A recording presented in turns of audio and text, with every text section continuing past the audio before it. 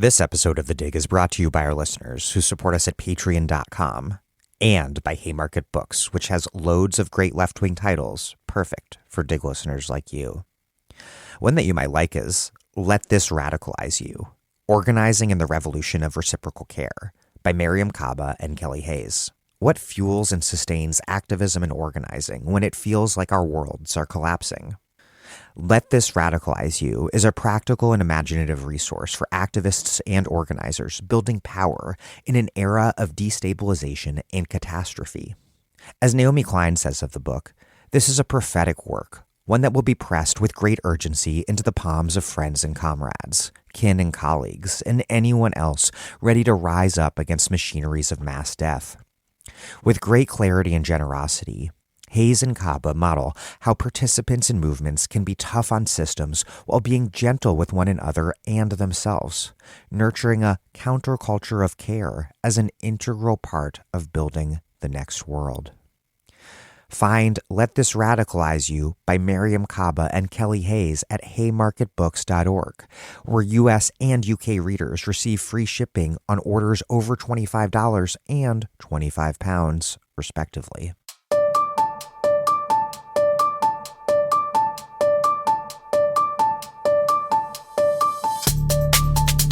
Welcome to The Dig, a podcast from Jacobin Magazine. My name is Daniel Denver, and I'm broadcasting from Providence, Rhode Island. This episode is my interview with returning guest Quinn Slobodian. Last time he was here, we discussed his book, Globalists, The End of Empire and the Birth of Neoliberalism, which told the history of neoliberalism as a process of building supranational institutions to protect capitalism from democracy. You may be familiar with that episode since a huge number of you downloaded it. If you have not heard it yet, I will post a link in the show notes. Today, we're discussing Quinn's new book, Crack Up Capitalism, Market Radicals and the Dream of a World Without Democracy.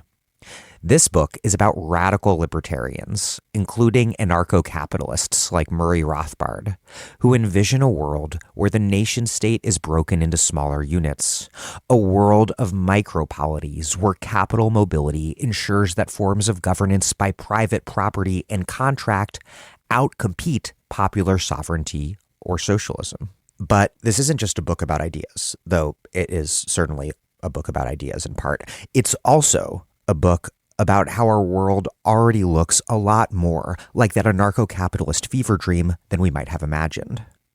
It's a world, Quinn explains, that's full of zones, places where rules tailor-made for capitalists prevail over the ordinary laws of the nation-state. From London's Canary Wharf, Dubai's Jebel Ali port, and Saudi Arabia's Neom to Singapore, Hong Kong, and Shenzhen. And the internet, many anarcho-capitalists believe, is a new frontier of free real estate available for enclosure. But I do need to ask you for money before we get rolling. Because we have no paywalls and are dedicated to making every episode available to everyone, regardless of your ability to pay, we depend on support from listeners who can afford to pitch in. To do so at patreon.com/thedig. One consequence of this model is that every week I must rewrite this portion of my introduction to appeal for your support. But honestly, I don't mind doing that extra 15 minutes of work because it's an opportunity for me to communicate to you about how the dig works and what it takes to put the show together and keep it running. It means a lot to me that we can fund this show overwhelmingly through voluntary listener contributions. It's an unusual model, and it says a lot about you, our listeners, that it works. For listeners in the U.S., we also have mugs, tote bags, and books to send you in the mail. Listeners everywhere who contribute any amount at all get our wonderful weekly newsletter emailed to your inbox. Please contribute now. It really does mean a lot, and it's what keeps the show up and running. That's patreon.com/thedig. There's a link in the show notes. Click it now and donate. Okay, here's Quinn Slobodian, professor of the history of ideas at Wellesley College. He's the author of Globalists, The End of Empire and the Birth of Neoliberalism, and, most recently, the book we're discussing today, Crack Up Capitalism, Market Radicals and the Dream of a World Without Democracy.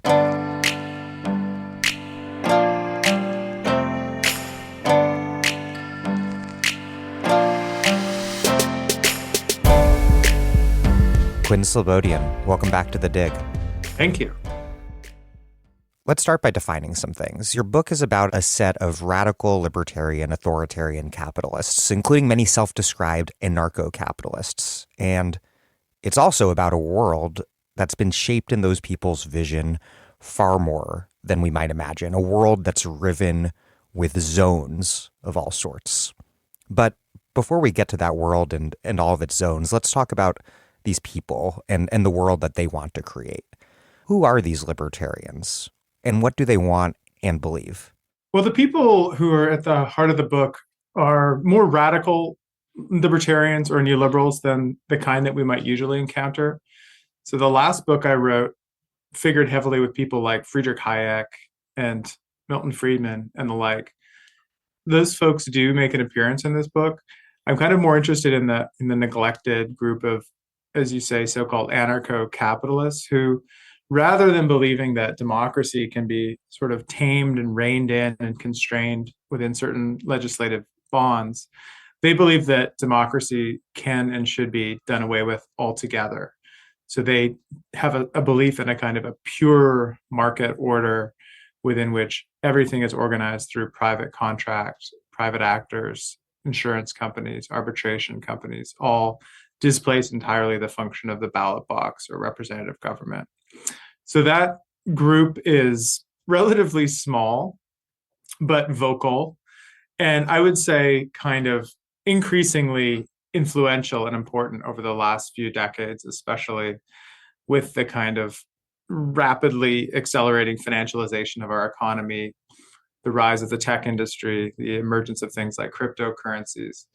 The idea of a kind of a privately ordered reality, I think, has become more tangible and attractive to a lot of people. So the people at the heart of the book are those anarcho-capitalists kind of wandering through the last few decades and being attracted to the baubles and sheen of different versions of market utopia around the world.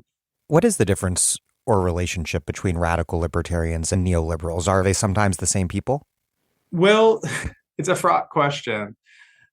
The thing that I devoted a lot of attention to in my last book was to argue that, as many others have, that it's not helpful to think of neoliberals wanting to do away with the state altogether, right? That neoliberalism is best understood as a kind of evolving set of solutions to the problem of democracy, and that the state plays an important proactive role in encasing the market from challenges to the market order and in often rolling out new kind of policies that produce more market-friendly outcomes and realities and make less likely more redistributive or socialist outcomes and realities. So that book was really about more like this mainline neoliberalism, which one can associate with Hayek, Friedman. We can think of the kind of construction of supranational institutions like the World Trade Organization and parts of the European Union as attempts to kind of encode this version of neoliberalism in the real world, or that's how it was seen by them. Within that kind of big tent of neoliberalism, which in my work and following the work of others, I associate with this thought tradition around the Mont Pelerin Society, there are these kind of radical libertarians who are more often at the margins who, as I just said, sort of think that the state can be abolished altogether. So because they are kind of imminent critics of neoliberalism, right? They are like within the world of the neoliberal religion, but constitute a kind of radical sect within it. It's hard to know where to put them. The same way I think that one wouldn't know where to put kind of breakaway sects of Christianity or Islam, right? When they take issue with the mainline version of the ideology, they sort of are of it, but against it in different ways. So the people in my book often would use neoliberalism as a kind of a curse word or a slur word, not dissimilarly to the way that the left would, right? They would see someone like Hayek as having betrayed the tradition of the market by conceding that one can have, regular elections or some degree of compensation for extreme hardship. They prefer Mises. They prefer Mises, and and a particular reading of Mises. So this is something I discovered in the course of writing this book, is like it is can only be compared to kind of religious or doctrinal debates, or I suppose debates around like Trotskyism and Stalinism on the left, in the sense that people get extremely triggered by which translation you use, which sentence you translate, which paragraph you focus on. And in some cases, I found myself kind of like stumbling into this viper's nest of like internecine Misesian debates without even knowing I was doing so. So it got very emotional. But I do think that even with Mises read one way is just as similar to Hayek, in the sense that he also doesn't want to do away with the state. He believes in the kind of the usefulness and the utility in some ways, or at least the kind of utilitarian function of democracy, in ways that the more purists, here we would probably point to Rothbard rather than Mises, indeed believe in the possibility of a truly stateless order. We'll get into Rothbard and other thinkers in more detail, but first I want to outline a little the important portion of your book, which is about how the world looks a lot more like what these thinkers want than we might have thought. And you write, quote, "The world of nations is riddled with zones. What, generally speaking, is a zone? And how does it challenge the ways that we typically think about the nation state and its sovereignty?"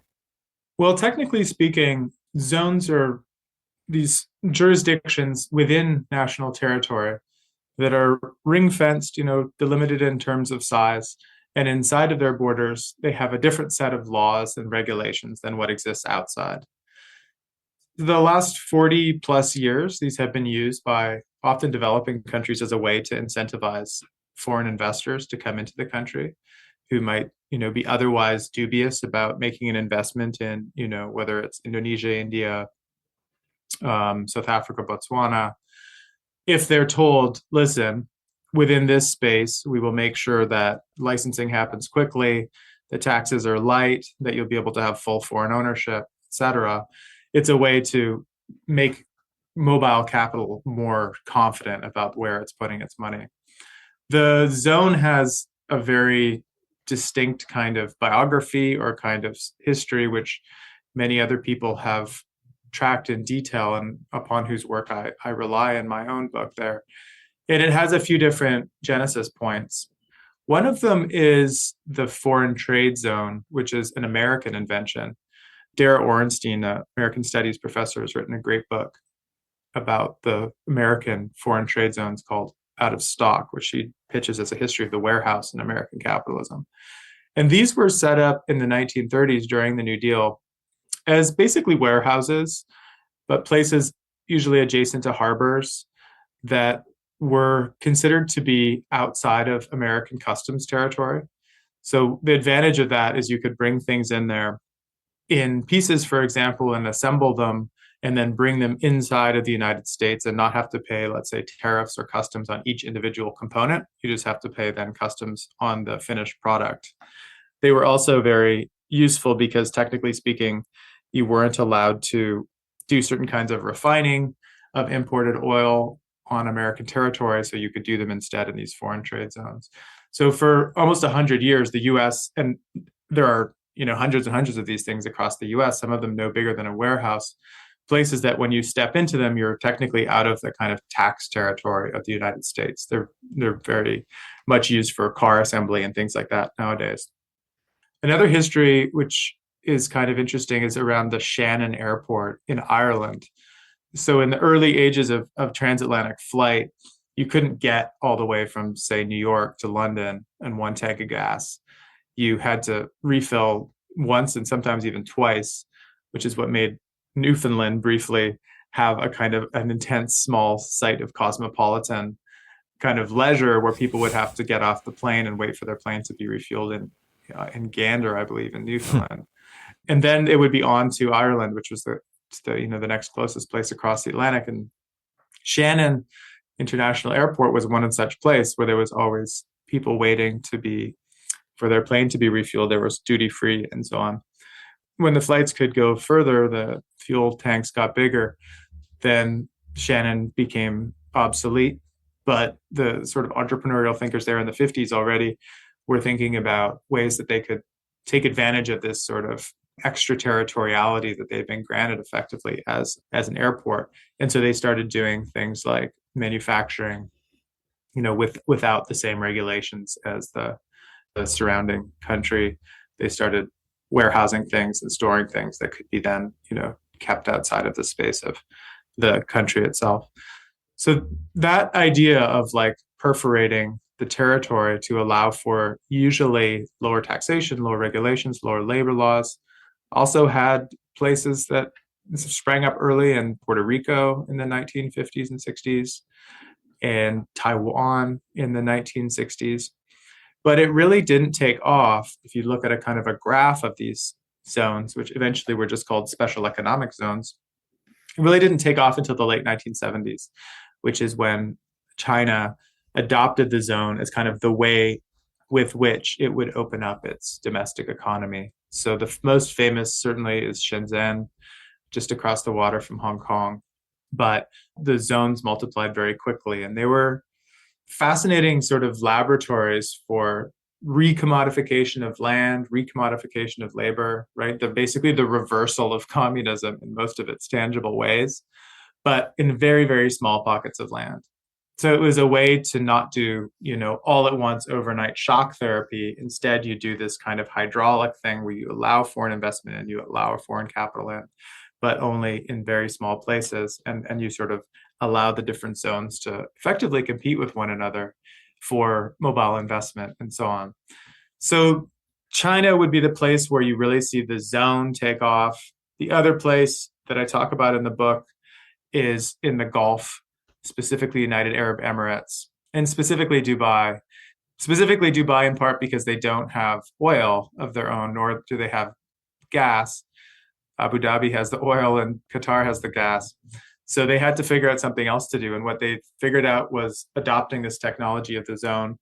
The Jebel Ali Free Zone is still the most famous one. And inside of this set space, they said, foreign companies can come in, they can own territory, they can do it, they can have access to our labor force, they can bring in workers from outside. And as you can see that, what the zones then become are sort of places where a lot of the usual ideas of what a nation state is kind of get suspended, right? I mean, you often have ownership by people who are not from the country. You often have workers there who are working there who aren't necessarily from the country that surrounds them. You have the fiscal obligations and kind of legal obligations that are very different from what's around them. And the tendency, I think, has been to look at this as just kind of a bit of a freak or an abnormality of the way that global capitalism is operating. But my play in the book is to say two things. That one, actually, this is kind of the essence of the way that global capitalism is being organized in the last 40 years or so. These are the places with the highest intensity of manufacturing, the highest intensity of investment, the highest intensity of extraction. And if you look at them in another way of financial activity as well.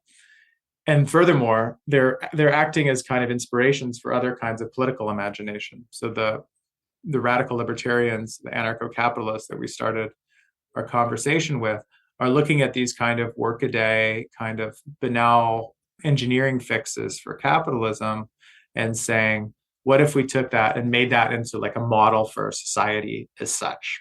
What if we made the zone, rather than the nation, rather than the empire, the thing that was how we organized human life? The story of the past half century is often told as one of the agglomeration of nation states into these larger supranational bodies, things like the EU or the WTO, the sorts of institutions that you wrote about in Globalists that protect markets from democracy. But this book shows that we've also lived through this breakdown of nation states into zones, and that radical capitalists are obsessed not just with deregulating the state or imposing this global check on democracy, but in breaking states up into smaller and smaller polities, micro ordering. How do these two stories work together? Well, I think they do work together. I think rather than being kind of opposites, I think they actually they work in symbiosis. I'll use the example of one of the more extreme versions of a special economic zone is the one called Prospera. that's been created in Honduras on the island of Roatan off the north coast of Honduras, the Caribbean. This was self-consciously an attempt to kind of create a miniature Hong Kong in, a country that has had its challenges of criminality and one-sided relationships with its larger economic neighbors, especially the United States and Canada to the north. And so the idea was, let's sort of effectively give away part of the territory, create a new set of laws to give a pretty extreme form of extraterritorial status to this small patch of land. On the one hand, that could look like a version of exit or escape, right? Like you're opting out of the nation, you're also opting out of kind of global oversight, you're opting out of international institutions and so on.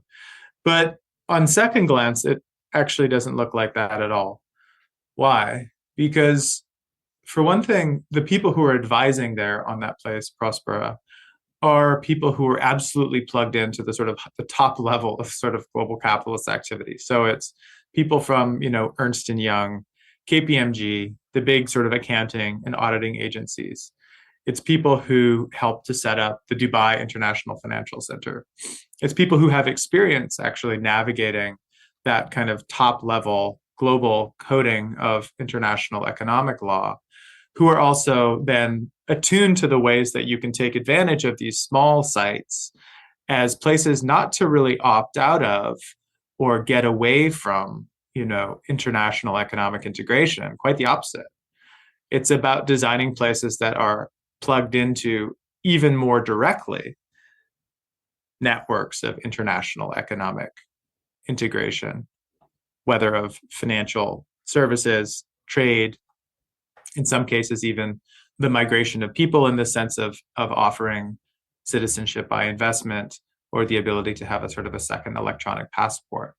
So in other words, the story that I told in the last book about the emergence of supranational institutions designed to kind of protect global capitalism was shadowed by the whole time the emergence of a kind of galaxy of small scale jurisdictions at the other end of the compass down on ground level as entities that were able to suck in, organize, redirect, reorient money, trade at the most optimum level. So the world of tax havens, which also comes up in the book, the kind of the second British Empire, as it's sometimes been called, this galaxy of low tax and no tax sites scattered around the world, often in strange islands and in the middle of nowhere, are not kind of working at cross purposes to what we would call, top level globalization. They're actually the means by which that top level globalization actually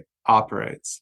But I think you're right, and it was intentional on my part to kind of switch up the scales in this book because I was very dissatisfied with the way that the narrative was being circulated around 2016 and afterwards, which was this idea that since the Cold War was over, it was just a time of scaling up.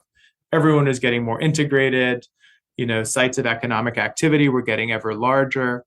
And I think there was a kind of a delusion there about what that meant, that somehow there was an evenness or a kind of a smooth openness that, quote unquote, we were all enjoying. And then that was suddenly rudely disrupted in 2016 by the vote to leave the European Union by the UK and the election of Trump and the trade wars that followed. So there was this idea of like, once we were united and now we have become fragmented again. And that is just bad empirically as a way to describe, I think, what happened in the last few years, but also bad empirically to describe the world that we inhabited before that supposed rupture out of the blue in 2016. So using the work of geographers, especially using the work of anthropologists, certain kinds of historians, it was possible to kind of try to reconstruct this more granular, subnational world of enclaves that animates the book to show how, in the words of someone like David Harvey, the way we need to think about power and money in the 21st century is a constant oscillation between the kind of territorial logic of states and the more molecular logic of capital accumulation, that these things are always kind of working with each other in new and often surprising and novel ways. And the creation of these small little places that offer one particular service. Here's a place you can go and do a medical experiment without regulation. Here's a place that you can put your money without your corporate profits without taxation. Here's a place that you can sew tags onto underwear while paying someone at pennies an hour. These are all sort of signs of the metabolism that happens between, I think, the world of capital and the world of states. So just as if you look closely enough at a forest floor, right, you see a lot of variegation that might have once looked like a smooth green space or a smooth brown space. The idea here too, I think, was to look very closely, put the kind of territory under the microscope and find all the zones inside of the nation. These radical libertarians do not try to make any sort of argument that some pure form of capitalism is real democracy. These figures are resolutely and explicitly anti-democratic. And for some, you write, quote, contracts would replace constitutions and people would cease to be citizens of any place, only clients of a range of service providers. These would be anti-republics, private ownership and exchange displacing any trace of popular sovereignty. But these figures do argue, I think, for some particular vision of freedom, that one expresses their preferences by exit rather than voice or vote. But first, what is their issue with democracy? We sometimes think of bourgeois democracy as capitalism's natural form of governance. Your book, though, strongly suggests that this is not always the case. What's going on? Well, I think that's where, it's helpful to think about the world that the Hayeks and the Milton Friedmans inhabited versus the world that the kind of Peter Thiels and the Patry Friedmans inhabit and circulate in. I think that it's certainly true that if you think about a world of the mid 20th century, a world of Fordism and large industrial working classes in the global north, and the need to kind of organize things at scale such that you can get the iron ore from the hills into the blast furnaces and then get that steel down the river to build the bodies of the automobiles or the train cars and then lay the tracks, right? There's a kind of gargantuan organic quality to industrial capitalism that even the kind of Hayeks and Friedmans, although they thought that democracy also was potentially corrosive of the smooth functioning of that machine, or that kind of lumbering kind of automaton. Polanyi talks about that as a kind of a golem. I think they nonetheless were respectful of the fact that democracy played a necessary legitimating function in keeping kind of collective politics, rumbling along and trundling along. That it was very hard to kind of get rid of the idea of popular sovereignty as the kind of hardware of politics, of the political side of political economy. So it was more about finding kind of institutional fixes to kind of bottle up, hive off, and kind of regulate into smaller boxes the degree to which the popular will could be exerted on the functioning of that clockwork, of that grand object that the kind of Fordist capitalist economy was. The thing about my anarcho-capitalists in this book is they're somehow simultaneously both deeply pre-modern in the way that they think about things and kind of, if I can use the term, postmodern, in the sense that they don't think about the world from the point of view of kind of like mid-century United States or Britain or mid-century Germany. They don't think about the Fordist world or the industrial world as the primary referent. Instead, they kind of think about two very different worlds. They think of the world of the medieval kind of mode of production, or even earlier, like barbarian model of sort of Central Europe, or even the kind of Roman or Greek model that, as someone like Perry Anderson describes the Roman economy as a slave mode of production, in the sense that it was entirely premised on having a large unpaid group of laborers involved who had no political rights whatsoever. Those are the sort of worlds that I think that extremely radical libertarians sort of orient themselves towards. And then into the sort of postmodern or post-Fordist mode, they think about a world of such densely hyperconnected sites of production that things can be done on demand and things can be provided without the need for building up the big apparatus for social reproduction that the Fordist state involved, right? Like the welfare state, public education, trade unions, local government, government above that. However, falsely, let it be said at the outset, I think they misperceive reality. But the way they misperceive reality is interesting because of the way that it's symptomatic, I think, of way a lot of people are misperceiving reality.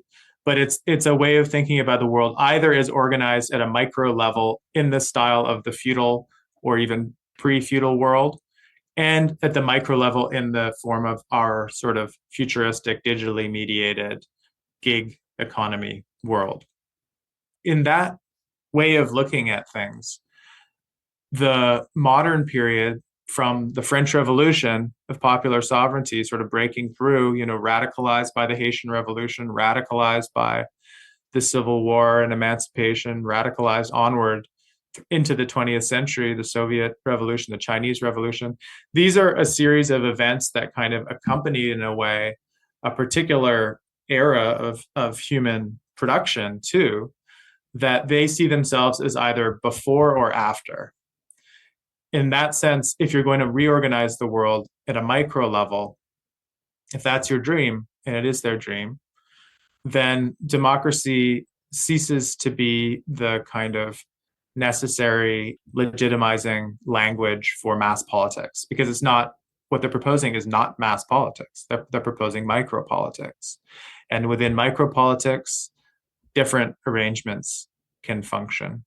And what makes this group, I think, kind of interesting and in some ways productive to think with is that they are great believers in sort of the diversity of political possibility. Meaning, if you think you want to crack up the United States into 10,000 miniature units, you take for granted, and they will say explicitly, that some of those units will be, radically redistributive. Some of them will be, 100% direct democracies. Some of them will be anarchistic, anarcho-communist in the left sense. Some will be fascistic and white supremacist. Others might be black supremacist. This is what they will say every time that someone accuses them of intolerance or having only one template for the world, is that democracy is just one proposal for organizing humanity that happened to have had a moment when the organizing of large groups of people was necessary towards large ends, and that we're no longer in that moment. This vision of capitalism without not only democracy, but also without modernity, why does that add up to an at least purported opposition to the nation state? You write, quote, "Their goal has been not to take a wrecking ball to the state, but to hijack, disassemble, and rebuild it under their own private ownership." Is the attack on the very idea of nation states, is it more of a smokescreen then, if what they really want actually is a particular sort of nation state? Because to briefly return to our discussion of Honduras, the zone there was all premised on a good old-fashioned right-wing coup, which in 2009 put people sympathetic to their agenda in charge of the Honduran nation state. It's still the nation state that's the scale of governance that connects the microzone to these global networks of capital. Yeah, no, that's a great observation. I think that it really is a question of if nation states are going to accommodate and be tolerant of radical internal diversity of arrangements, including allowing for maximal level of foreign ownership, including in the extreme version of the Honduran model that was passed and then struck down by the Constitutional Court originally, these zones were going to be given not only the ability to make their own laws, have their own courts, have their own police systems, but they were also going to be able to negotiate trade deals independently as if they were sovereign nations of their own. So completely agree with you that if there are nation states willing to kind of renege on the normal expectations of foreigners within their borders to that level, then the model of the nation state per se is not the obstacle, or that's not the essence of what's being imposed. the essence of what's being opposed is indeed more this idea of the modern nation state as having some sort of close genetic, indissoluble link with the idea of popular sovereignty and the principle of one person, one vote democracy. That's the subtitle of the book, right? The dream of a world without democracy rather than the dream of a world without nation states. Because in fact, if you look at the places that have deployed the zone most effectively, China, a place like the United Arab Emirates, Saudi Arabia increasingly, decades later trying to catch up to Dubai as they try to pivot away from full dependency on oil, then these are places that have settled on a completely pre-modern idea of the nation state. I mean, the the example of the Emirates and Saudi Arabia is just so stark because you have, literally a kind of theocratic clan-based sort of ethnocracy in the case of Saudi Arabia that is drawing its legitimacy entirely from like the bloodline of a fairly small group of people who are nonetheless tapped into maximally the most cutting edge forms of technological production and the kind of, they're at the frontier of global investments, speculative architecture, speculative building, and they're trying to, make that real now in this 250-kilometer long city called The Line and Neom and all the rest of it. But they inhabit that really well, that kind of combination of the archaic and the hypermodern in a way that has not been compelled to undo democracy because democracy was never introduced in the first place, right?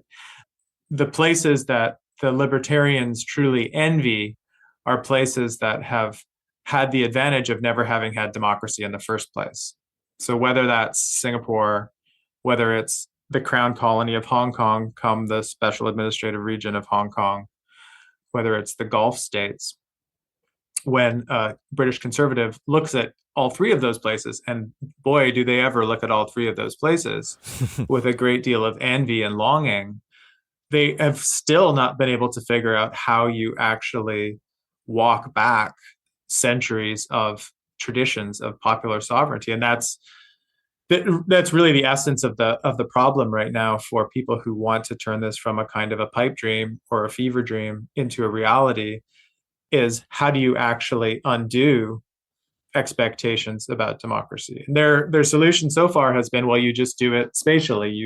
You designate small areas in which that's the case, whether it's the area that became Canary Wharf eventually in London, or the many enterprise zones and free ports designated around the United Kingdom.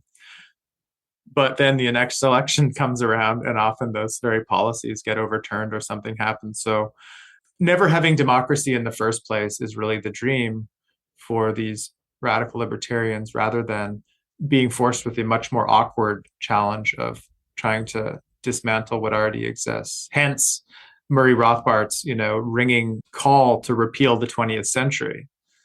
Repeal this 20th century because, well, you go back at the beginning of the 20th century, not only was there no income tax, which was a very fond dream for him, nor was there a Federal Reserve, but you didn't even have full emancipation of the country, right? You had Jim Crow laws and huge constraints on the ability for people to actually vote. It's effectively still a male property supremacist society at the turn of the century. The core of this is not a problem with nation states. In some ways, the vision that many of them have is to kind of multiply nation states endlessly. You could think of many of these small, often ethnically defined spaces, subnationally organized, as just kind of the Wilsonian principle run amok. But yet still often depending on that larger polity, whether in the case of the coup in Honduras or in the case of Saudi Arabia, its ability to forcibly relocate 20,000 Bedouins in order to create this mega project that will be governed by shareholders instead of the Saudi state. It's still relying on the repressive force of that Saudi state. That's right. It's still embedded inside of that larger structure and reliant entirely on its repressive apparatus.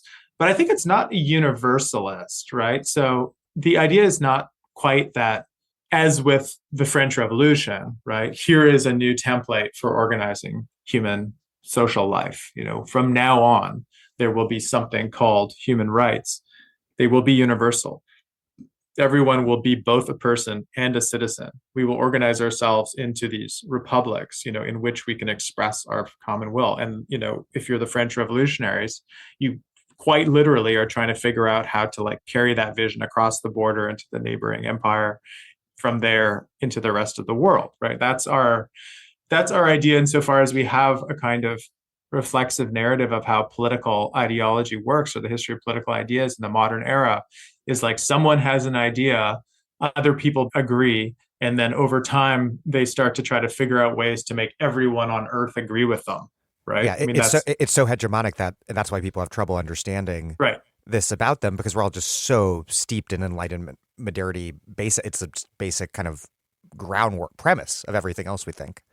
Exactly. And I think that even for those more mid-century neoliberals, the kind of Hayek types, there is still a trace of that. I think, and not a trace of that, there's a strong strain of that, this idea that this is the correct line, and it may be difficult. I mean, this is then where the fault lines appear in the neoliberal movement, is are all humans equally capable of being market actors? And that's what I write about in Globalists, is some of the more conservative members of the neoliberal movement sort of having their doubts that people from non-white races, quote unquote, can actually be market actors, or whether or not they need to be simply sort of contained and kept at a distance from the more civilized world, again, quote unquote. But they still do have that universalism. What I think is challenging, but also, interesting about the true anarcho-capitalist proposal, is that it makes no claims on the organization of the world as such, nor does it sort of offer a recipe to humanity for its salvation. In fact, it's the opposite, in the sense that it thrives on variegation and diversity, right? It needs there to be the coeval existence of many different forms of production and social organization, so that the people who are at the top of the pyramid can profit off of it. The venture capitalist visionaries, such as they are, people like Balaji Srinivasan, why isn't he worried about how you organize a blast furnace and a community around it, and keeping people alive long enough to produce another ton of iron for the steel mills? Well, because he just assumes that another part of the world will be taking care of that under whatever kind of arrangement works for them, and that he will be at the other end of the global value chain, kind of surfing the most value-added stuff, commissioning people to write the designs for whatever new product will be created with that steel. And meanwhile, probably an authoritarian country like China will be doing the dirty work of the steel production, and they'll just buy it from them. Which is what? I mean, that's just capitalist ideology as a political proposal, which, as you say, usually we've been for the 20th century trying to figure out the ways that liberalism and bourgeois ideology cloaks the raw self-interest of capitalists inside languages of rights, inside languages of the social, inside languages of humanity as such, inside languages, above all, of democracy. And the challenge of critique has often been to show how those terms can, as you were saying before, kind of offer a kind of smokescreen, or just provide ideological cover for the material interests inside of them. Anarcho-capitalists are no more smokescreen, no more ideological cover. We're just saying the way that capitalist logic works in the world, and we're just calling that politics. And when you think of it that way, then, combined and uneven development, not a problem at all. You need it. Let's get more of it.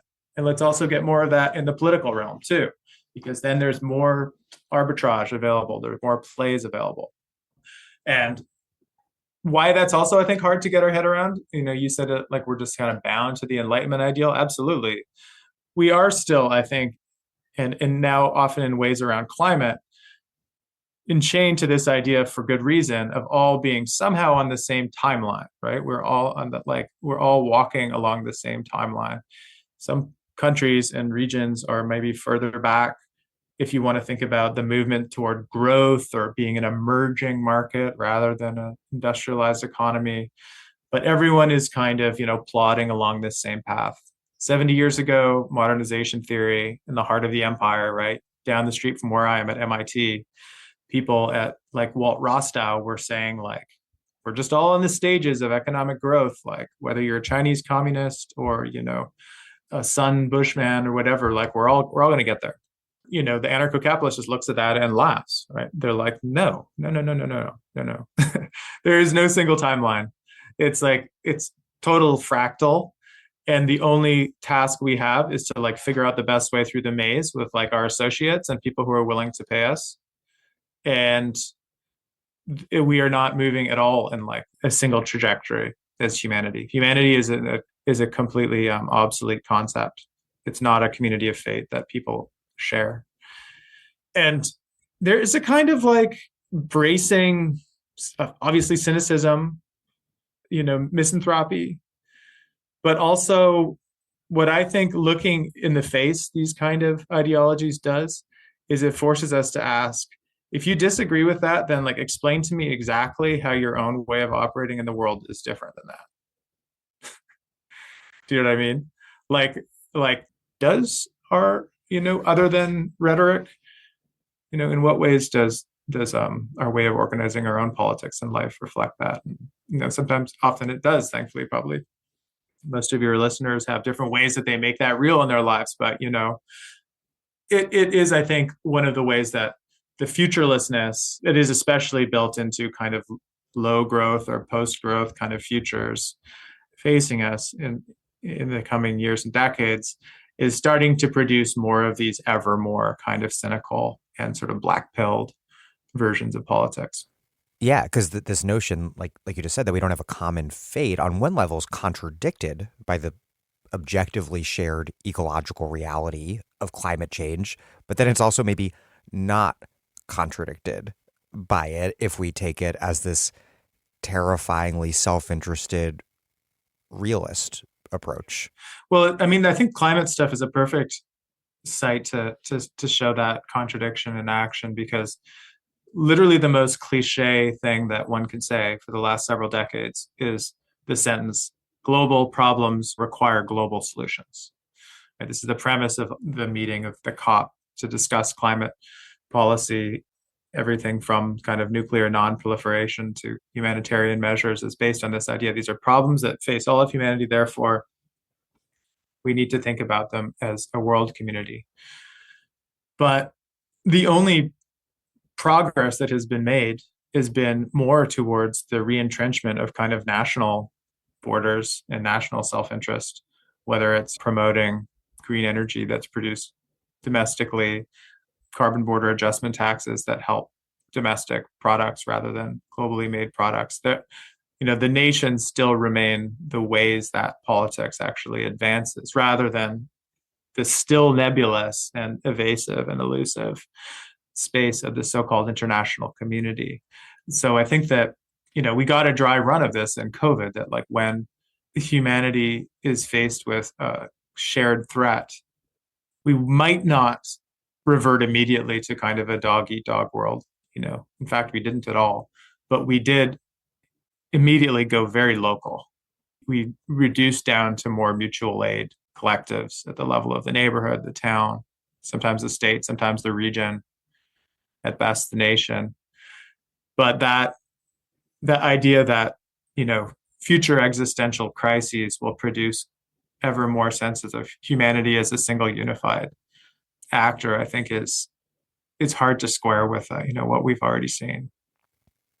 What does exit mean for these figures? Do they really believe that all individuals possess the power to exit, or is that a freedom for just the super elite? What sort of vision of freedom is that?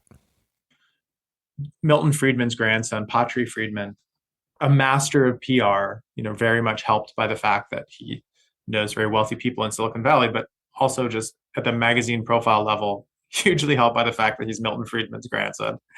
And the idea that he was pitching around 2009 was that they were going to build offshore polities on disused platforms or floating barges and use these as places for whatever, selling new citizenships, having kind of low or no tax sort of financial activity, offshore gambling.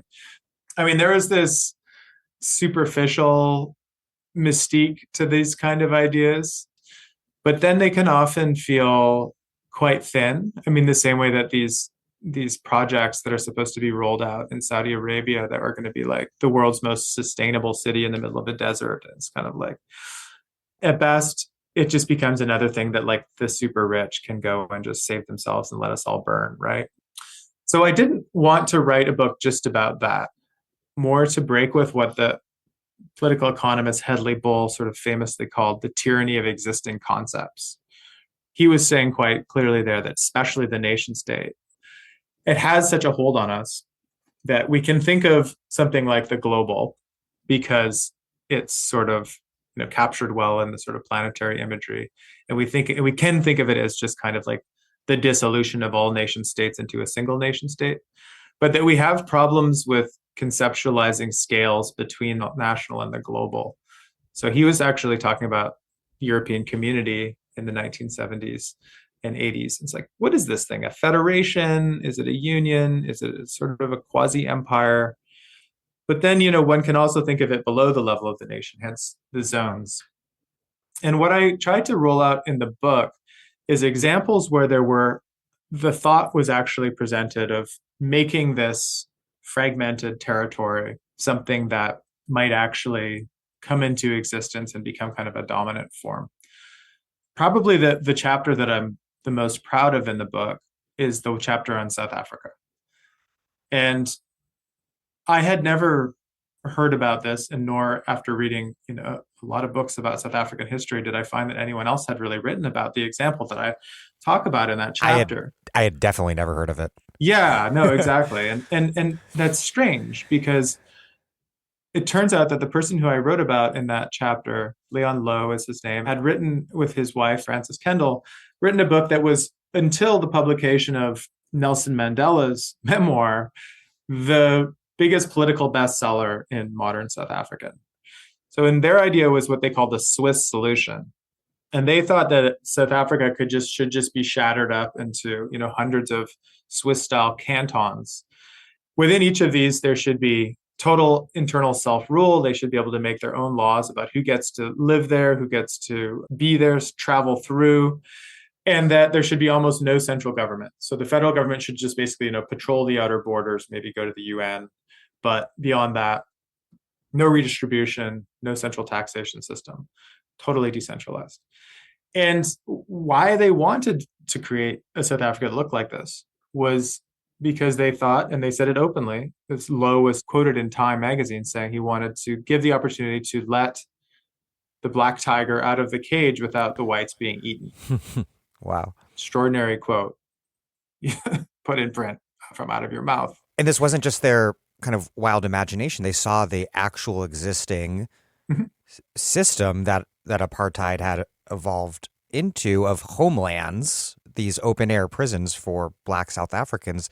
They saw that as the basis to develop this new, so-called Swiss model to overcome what they saw as an oppressively statist, in their view, even state socialist apartheid order. Right, exactly. I mean, that's the strange thing is, there's many strange things, but one of them is that this homeland system, or the Bantustan system, which being produced as a way to kind of strip Black South Africans of their citizenship and recode them as being the citizens of these artificially created, ethnically Black homelands, which would make you now not a South African. So when you come to South Africa, to Johannesburg or Bloemfontein or whatever to work, as you inevitably would have to do, then you would be entering a foreign country because you're actually a citizen of this homeland. And so you would not have any citizenship rights, not that you had any anyway, but they wouldn't even be on the horizon. And you would at any point be, prone to being deported back to the place that you were supposedly from, where in many cases you had never even set foot. So, from the outside, this was just dismissed as like kind of this ideological kind of eyewash from the South African state. But the South Africans themselves were completely serious, right? They each of these homelands had a flag. They had their own airlines in some cases. They had their own stamps. they were treated as if they were independent nations. And so this was, according to South Africa, their act of decolonizing. They were giving the blacks their own countries and like, stop bothering us about being a racist country. We just produced black nations within our own border, and they're now independent. The remarkable part of the story, as it appears in the chapter, is that this libertarian Leon Low, who, among other things, like was in Hong Kong, invited by Hayek in 1978, the Mont Pelerin Society meeting, continues to be very active, amongst other things, with sort of the more far-right libertarians. But he was given the right in the 1980s, or the chance to help sort of design the economic policy for one of these homelands. So the homeland of Ciskei was created as what he hoped would be a kind of a jewel of a zone that would model deregulated, foreign capital friendly, low wage, labor driven manufacturing. And very quickly, there were many factories set up, mostly Taiwanese and Israeli investors.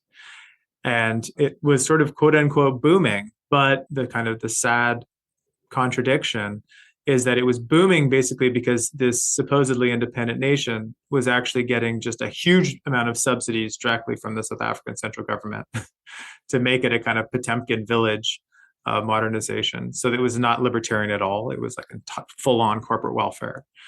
And second of all, the attempts by the black workers within that homeland to organize, which were, incessant in the face of life-threatening danger, those efforts were being stamped out with murderous violence. So the trade union leaders were not only being abducted and murdered themselves, but they were having their family members, harassed and attacked, in some cases murdered.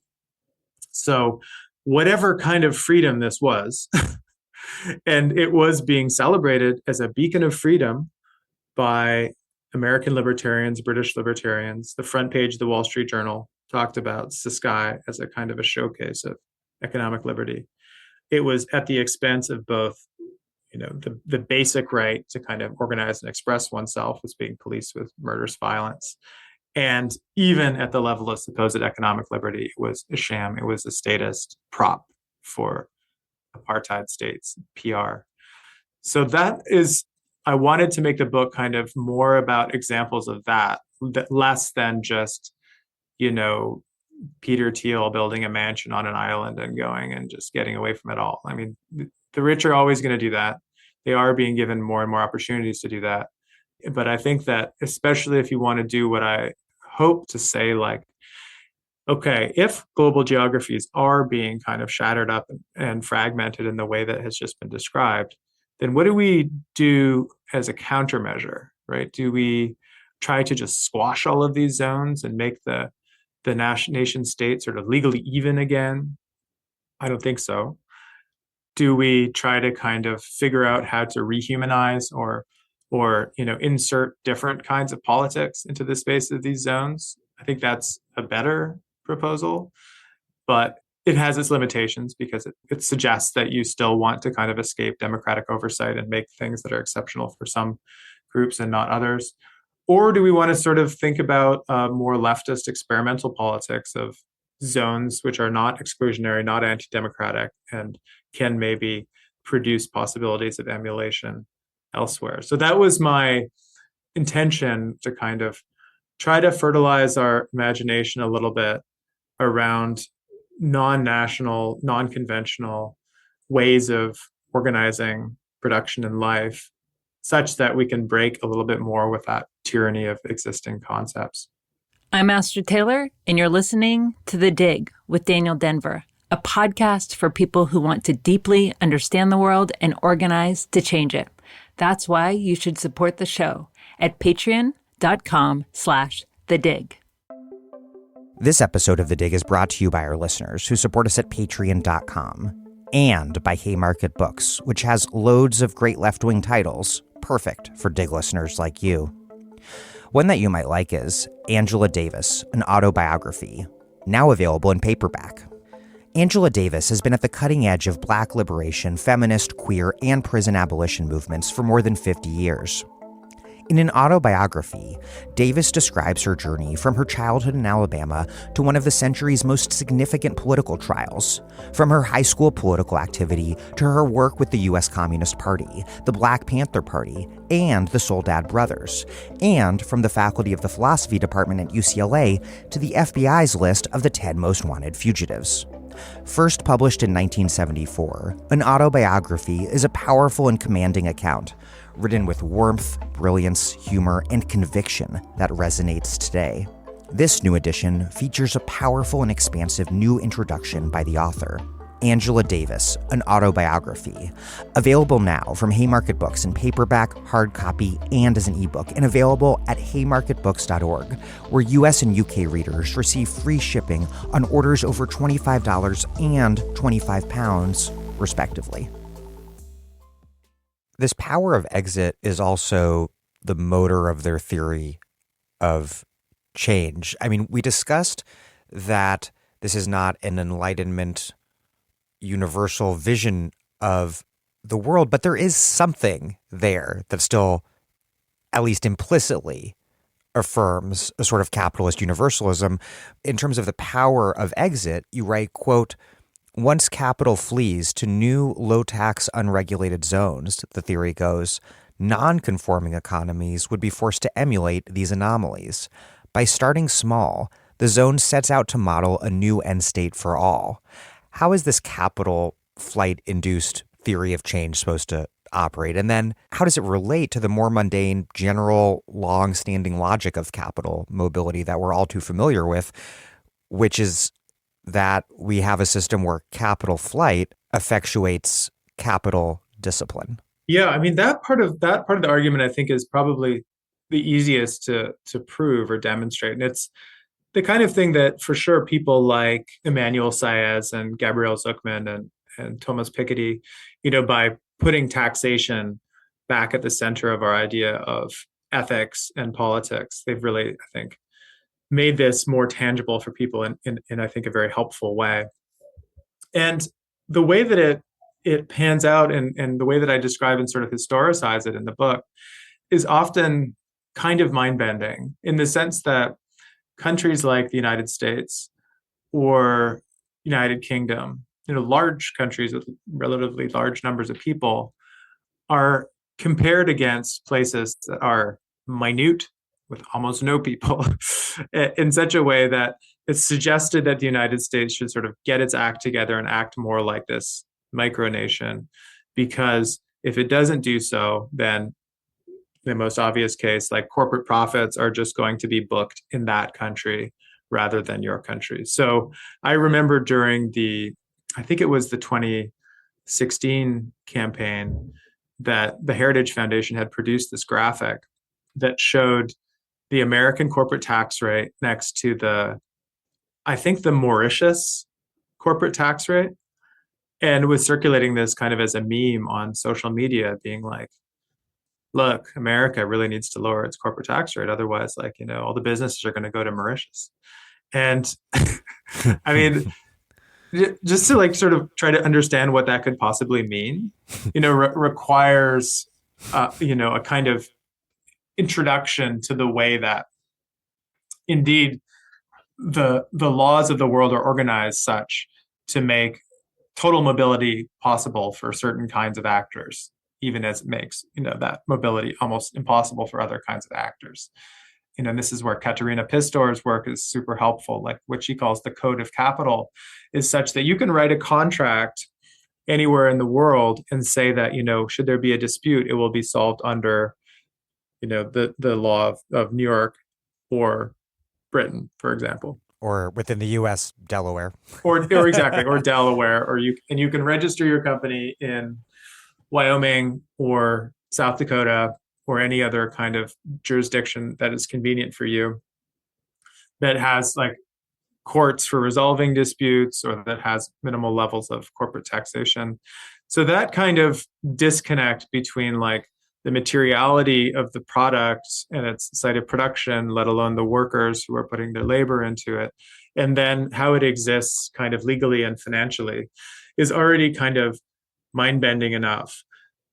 The zone, in a way, if you think about these micronations and jurisdictions for booking corporate profits as zones. And I think it's helpful to think of them that way because they're often very non-conventional political units. I mean, you think about the Grand Cayman Islands or Bermuda, right? These are like British offshore territories. They're part of Britain. In their court of highest appeal is the British Privy Council. And yet the British government will often act as if they're being blackmailed by their own kind of micro colony to keep their corporate tax rates low.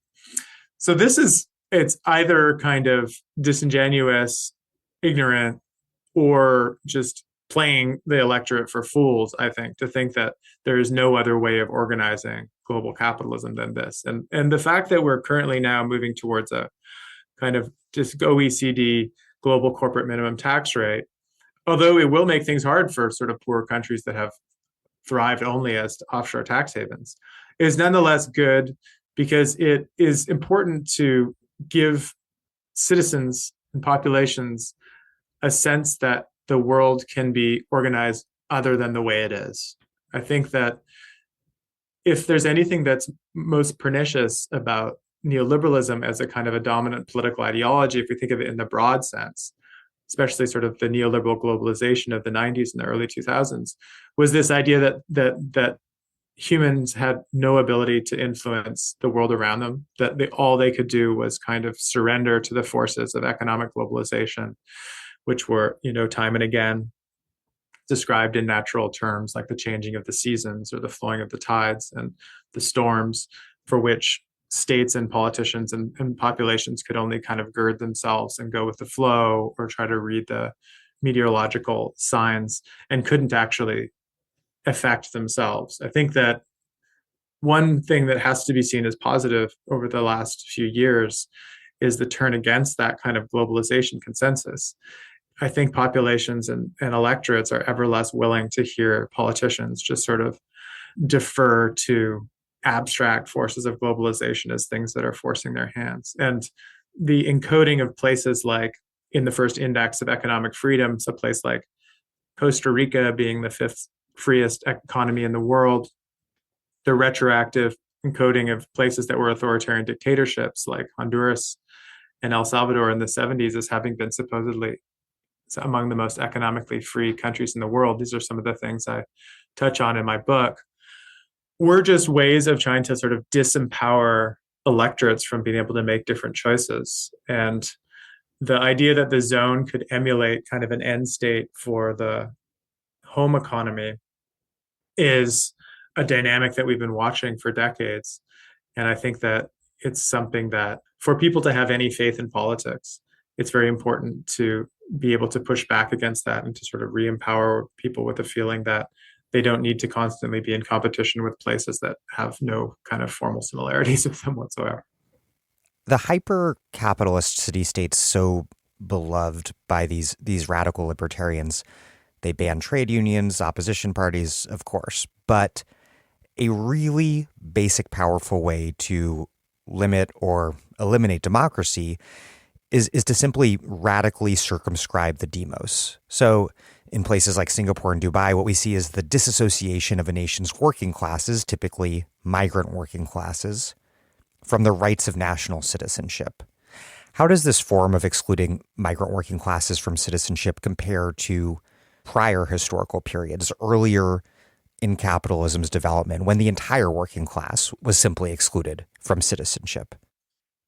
Yeah, that's a really interesting way of looking at it. And actually, you might be proposing the solution in the question, but I hadn't thought about it that way before, which is that per our earlier discussions about kind of a pre-modern form of organization, another characteristic, of course, of that pre-20th and even better pre-19th century version of citizenship was to simply only give it to a fraction of the population. The only way you can kind of do that now is by ensuring that, roughly the same amount of the population that would previously have been enfranchised under a more narrow franchise is a citizen and everyone else is simply a non-citizen. So it would be interesting to kind of look at the percentages of Singapore and Dubai. Dubai, it's, I think, close to 90% non-citizen. and in Singapore, upwards of 75%, and sort of find the moment, let's say, in like British 19th century history when that was also the proportion of sort of adults in the country who were allowed to have a vote versus the disenfranchised majority. But the effect is the same, and intentionally so. And it's in fact one of the things that is most striking to me about the constant envy that right wing, I'm thinking specifically of the British conservatives, feel about places like Singapore and Dubai is how do they propose to solve that not insignificant problem, which is having a completely disenfranchised majority of residents in the country when their own electorate tells them again and again that part of the thing they're really worried about is high levels of immigration. Ironically, the very moment that some British conservatives were talking about Brexit as a way of building kind of Singapore on Thames, Singapore itself was experiencing some of its deepest political conflict in its history, precisely over that same matter of immigration that had been so politically charged in the run-up to the Brexit vote, because those workers, many of whom are South Asian or Southeast Asian, who had been growing in numbers and had been treated ever more poorly and kept ever more segregated from the rest of the Singaporean population, were starting to show more vocal signs of discontent. And there had been a kind of a riot in the Little India area after some police abuse. And Singaporeans themselves were starting to say, wait, maybe this proportion of non-citizens to citizens is getting unmanageable. So Britain itself, facing its problems about the idea of citizens and non-citizens, looking fondly at a place that is having the same issue, suggests that this sort of people problem is not one that can be sort of like easily solved. On the one hand, like anarcho-capitalists can say, hey, sure, we can have white nationalist and black nationalist microstates. There'll be room for everything in a world of 1 million microstates, and you can choose what microstate suits you and, contract with that microstate. But as is already likely pretty obvious to listeners, radical libertarians, in fact, are proponents of a profoundly reactionary racial and civilizational politics. And Murray Rothbard, the American founder of anarcho-capitalism, perhaps offers the purest distillation of that. Who was Rothbard, and how did he combine his radical paleo-libertarian vision for small-scale governance carried out through private property rights, contracts, and markets with a paleo-conservative politics of just nakedly unreconstructed white supremacy, a politics of proto-Trumpian figures like Pat Buchanan, Sam Francis, and Peter Brimlow? Yeah, so he is quite the character. He was born and raised in New York City. And is Jewish. Was educated at City College and then Columbia University in the 1940s and 50s. Came of age right in the same time as what you would think of as like the New York intellectuals, of kind of like Irving Howe and the people who started things like the Partisan Review, many of whom were Stalinists, many then became Trotskyists. And it was a time of great foment on the left, obviously, intellectually in New York City. He was different in that he was pretty consistently someone who was on the right, was anti-socialist, was in Ayn Rand's circle in the 1950s and early 60s, the same time that Alan Greenspan was, and becomes interested in the question of race in the 1960s as the new left begins to sort of rumble across university campuses. And he especially gets interested in the role of the Black Panthers in the student movement, the anti-war movement, and the kind of the new coalitions forming that were called the New Left. He was interested in them because he thought that Black nationalism was actually a great idea. He was into Malcolm X, critical of MLK, saw King as someone who was just pushing for the Great Society, kind of accelerated. It was going to be a big state, welfarist, whereas he thought that the idea of, Black nationalists keeping to their own, carrying guns, defending themselves, feeding their communities, showed a kind of willingness to be self-reliant and against the state in a way that he himself was. So he was openly advocating things like the creation of a new Africa with a K, as it was called, this idea of a kind of black belt secessionist state in the American South. And basically only fell out of love with the Black Power movement in the early 1970s when, in his opinion, there was just too much cross-racial organizing happening, and especially in sort of working class formations where Black workers and white workers were working alongside one another. He just finally got fed up, and he was like, this is not how I expected it. This is supposed to be a kind of white people organized with white people, Black people organized with Black people. That could be the basis of a more anti-state form of organization that could come closer to what was already for him his kind of anarcho-capitalist ideal of private ordering. So he spent then from the 60s, after he fell out of love with the left in the early 70s, for the next sort of 20 years or so, he was busy doing a lot of things, including co-founding the Cato Institute with Charles Koch and others when it was still in San Francisco before it moved to DC. And in a lot of his writings, often ranging further back in history. So he wrote like a multi-volume history of the early United States. He wrote about things like the kind of Irish Gaelic clan model of self-organization. He was deeply romantic about the American frontier and the kind of homesteading possibility, because he basically adhered to like a Lockean natural right idea of finding a scrap of territory, mixing your labor with it, and making it your own.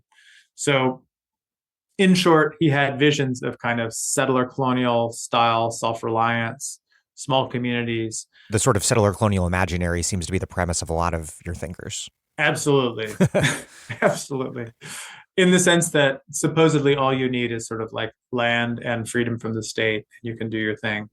Anyone who's read one of the many, many fascinating new books of indigenous history that have been published in the last decade or so will know how laughable that idea is of the frontier, that in fact the frontier as a kind of a white man's frontier was entirely a product of American state interventions and American government assistance in defeating the indigenous prior residents of the land.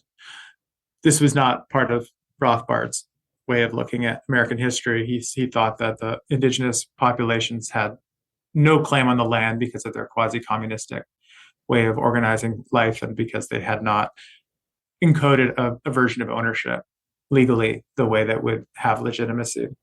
So he's ranging around. He's thinking about what in the past and in the present might still be a beautiful and viable model of political organization. And then when the Cold War starts to come to an end, he starts to get really excited about all of the neo-nationalist movements. So he's excited about the fact that out of the multinational empire of the USSR, you are now getting a return to a more like single ethnicity, single territory, single language model of sort of Wilsonian nation states, whether it's, Estonia or Kazakhstan or whatever. Played out especially well in Yugoslavia. Yugoslavia, he thought this was great. I mean, the chapter that I write about Rothbard is called The Wonderful Death of a State, because he said, watching the USSR dissolve, there's nothing more beautiful for a libertarian to see than the death of the state. He got excited also about these neo-nationalist movements like the Lega Nord in Italy, the Austrian Freedom Party, the Swiss People's Party in Switzerland. One thing that people, I think, often don't realize is many of these breakaway groups or neo-nationalist groups from that era were also deeply libertarian in their politics. So often what they were opposing was also European Union, what they saw as socialism being brought down on them from above. Including UKIP. UKIP, born exactly in that time and out of that same spirit as well, that the Tories had gone too far to the center and so needed to be outflanked again from the right in an exact sort of first draft of what would happen with Farage and Cameron in the 2010s. So other people who were looking admiringly at what was happening in Europe were conservatives in the United States who were self-consciously to the right of mainstream Republicans and mainstream conservatives. So if you think about the early 90s, well, Reagan has been just out of office. So now you have George H.W. Bush. And the predominant mood in the Republican Party is one that would be called by the people themselves neoconservatism. So the Cold War is over. Now you can bring democracy and capitalism to the former communist world, and you can sort of increase the American presence, increase the American military footprint, and increase, the American market share in this brave new world after, system competition and conflict in the heart of Europe.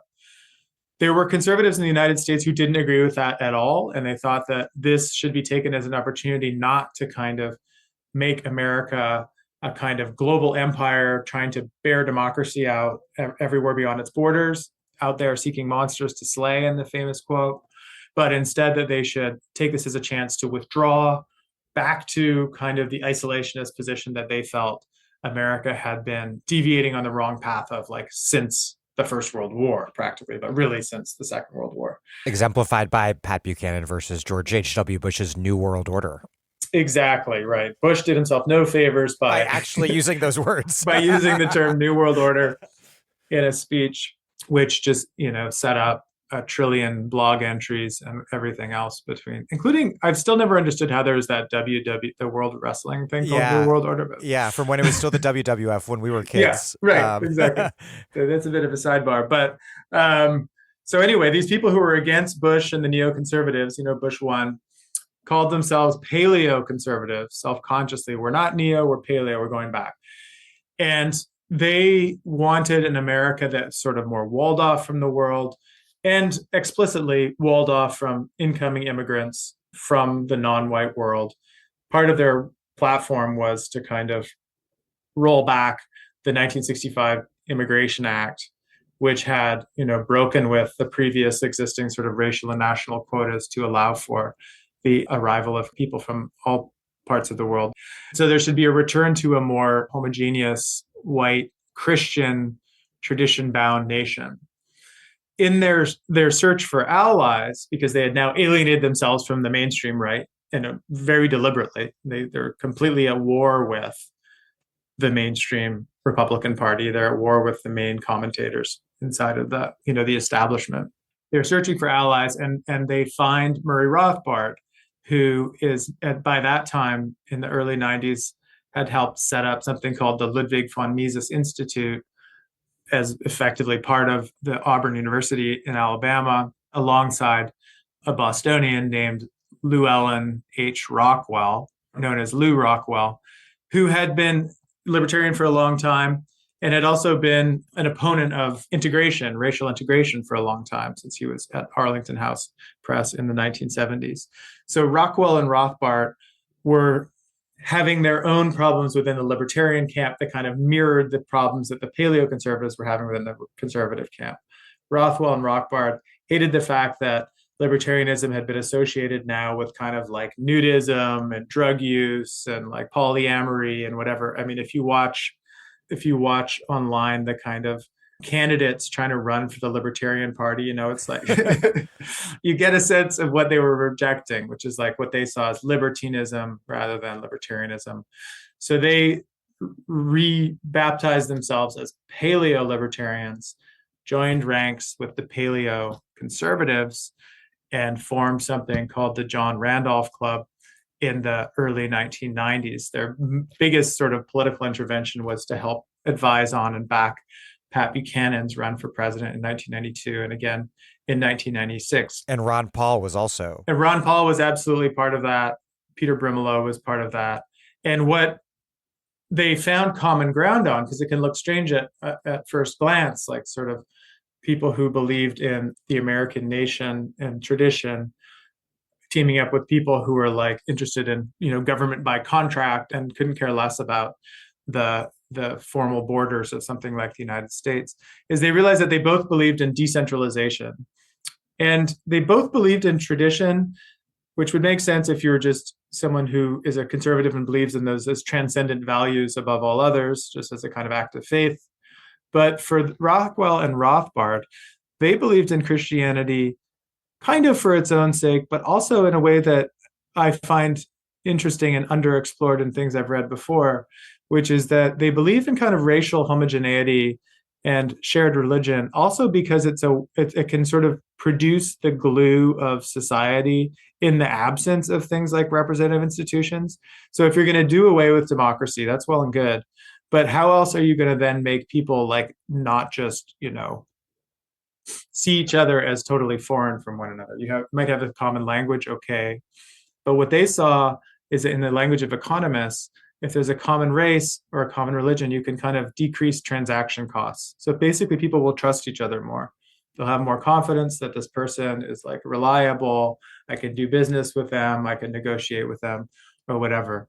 So their belief in a stateless society always assumed that there would be a kind of a bedrock of common religion, common race, openly in their case, upon which you could build as the larger existing structures that had previously played that integrating role like went away. Right. You write that quote, authority was not the problem, rules were not the problem. The problem was not having enough authorities and rules to choose from. And in the absence of the state, the Christian family and church, those would substitute for the sort of rulemaking discipline that's normally meted out by the state.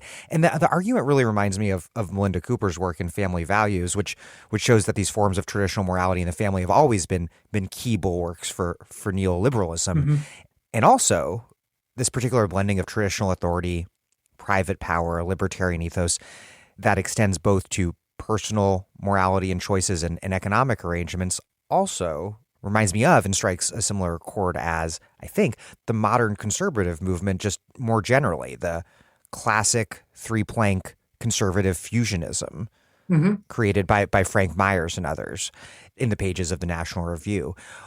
In your view, what do these different currents have in common? What makes the radical libertarians distinct from these other nodes of conservative thinking that are thinking about how traditional forms of traditional social authority operate alongside laws securing private property and contracts? I mean, there's definitely a similarity with what was called fusionism. That is just the recipe of the modern conservative movement, mixing sort of free market libertarianism with traditional values and ideas of religion and the family. What I have sometimes called in other things the new fusionism, in which Paul Gottfried, the coiner of the term the alternative right, who is very much at the center of this new Paleo Alliance, the John Randolph Club, also called the new fusionism in the late 1980s, was a radicalization of that existing tradition, often through, and here's where it kind of gets interesting, is an appeal to science rather than just religion. So in particular, Gottfried was picking up on the fact that Thomas Fleming, who was one of the founders of the League of the South, which I can't help but telling listeners was originally drawn as a kind of inspiration from Lega Nord, League of the North. They called themselves League of the South as a neo-Confederate movement in the American South. Tom Fleming, rather than just talking about kind of God and morality or whatever, he was actually in the 1980s already talking about E.O. Wilson and sociobiology. So why is it that we tend to move into groups that are more like one another? Well, he would appeal to someone like Wilson, the originally the entomologist and natural scientist, who would be saying that, well, there are sort of forms of kinship that work in the animal world, and as humans, we are also animals. Therefore, it makes sense that we form into these small troops and find it easier to transact and cooperate in these groups. So there's appeal to that kind of science, sociobiology. But then most importantly, and this is a big deal in the early 1990s, there's a resurgence of IQ-based racism. And the most important exemplar of that is, of course, the Bell Curve by Richard J. Herrnstein and Charles Murray, published in 1994, which Murray Rothbard said himself sort of like completely animated the John Randolph Club. The paleo conservatives and paleo libertarians were completely magnetized by this book. They were excited about the fact that this had broken into the mainstream, that it had taken the arguments of the fusionists, the traditional fusionists, one step further, right? How did it take it one step further? Well, it had gone as far as to reintroduce the concept of race science. This is saying that race is not just a tradition, it's not just an affinity group or whatever, it's actually something that is detectable by hard sciences, and that it has quantifiable, non-negligible effects on the levels of intelligence. These are the not just disputed, but refuted and discredited claims in the bell curve. So what made it kind of special was this sort of race science as such. And it still is the fault line between what we call the alt-right and the hard right. Tends to be this willingness to talk about race as a science, as something that is sort of built into the human DNA, built into the genome in a way that can be identified and from which one can draw a set of policies and sort of politics.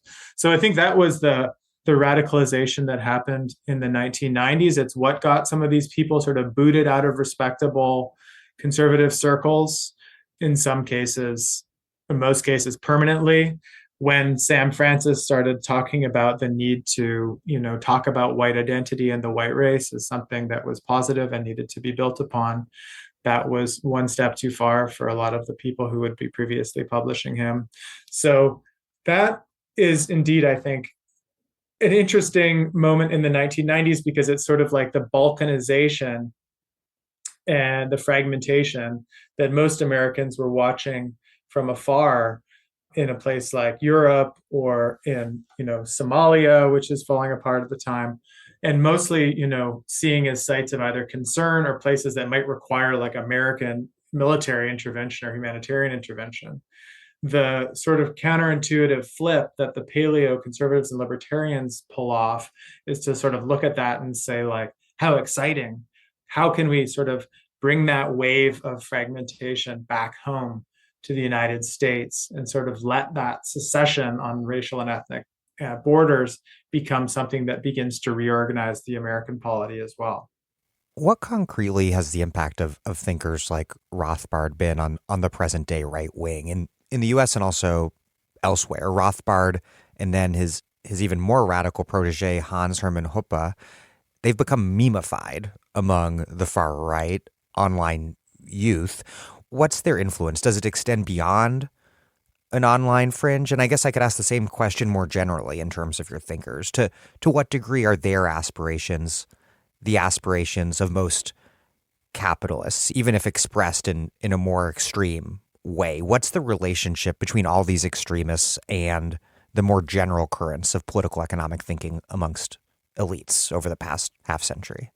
Well, the Rothbard and Hoppe question, I mean, the reason I started looking into them historically was because of an attempt to try to understand what was happening with the alt-right, right around 2017 in the Charlottesville protest, the death of Heather Heyer. I think myself, like many other people, were pretty horrified, and also, just desperately trying to figure out, what exactly was this ideology that was animating people, because it seemed like something more than simply, like, the term white nationalism was used. It never was quite satisfactory to me because I didn't know what the nation was supposed to be in that model. Was it a secessionist movement? Was it a desire to, seize the reins of the highest levels of power in the United States and produce some kind of fascistoid kind of, regime? We were all, I know you were too, casting around desperately to try to figure out how we could conceptualize and contain this frightening reality that was surrounding us. And the more I looked at Rothbard and Hoppe, and then I looked into the kind of things that were being written online by the alt-right, self-appointed in many cases, kind of leaders, there was just like a one-to-one relationship. I mean, what I describe in the book as this kind of paleo alliance in the early 1990s, what the actors at the time called the Paleo Alliance, from which came American Renaissance, the publication. There was this combination of a willingness and a desire to break up existing nation states into racially defined enclaves. At that time, most often defined by fairly free market policies, right, rather than kind of a decommodified or kind of socialistic policies. This was just a way to describe what the sort of online alt-right policies looked like. That's what the alt-right imagination was. There was not a coincidence that in profile after profile of people who were, movers and shakers in this world, there was the so-called libertarian to alt-right pipeline was repeated again and again.